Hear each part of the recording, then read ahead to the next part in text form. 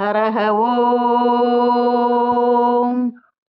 नमो ज्येष्ठाय च कनिष्ठाय च नमः पूर्वजाय च परजाय च नमो मध्यमाय च फगल्भाय च नमो जगन्याय च बुध्न्याय च नमस्तोभ्याय च प्रतिसर्याय च नमो याम्याय च क्षेमाय च नम ऊर्वर्याय च खल्याय च नमः श्लोक्याय च वसन्याय च नमो वन्याय च कक्षाय च नमः स्रवाय च प्रतिस्रवाय च नमः आशुषेनाय च सुरताय च नमः शूराय च वविन्दते च नमो वर्मिने च वरुथिने च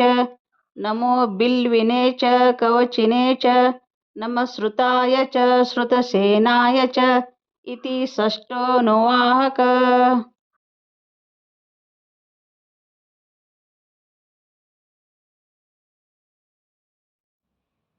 ॐ अग्निश्च मा इन्द्रश्च मे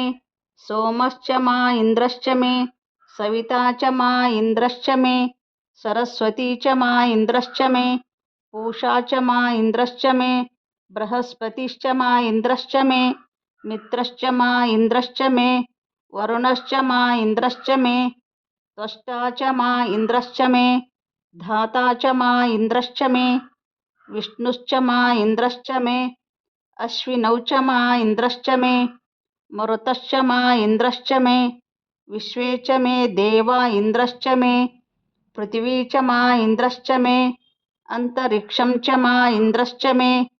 दौश्च मा इन्द्रश्च मे दिशश्च मा इन्द्रश्च मे मूर्धा च मा इन्द्रश्च मे प्रजापतिश्च मा इन्द्रश्च मे इति षष्ठोऽनुवाक। श्रीसाम्बाय नमः।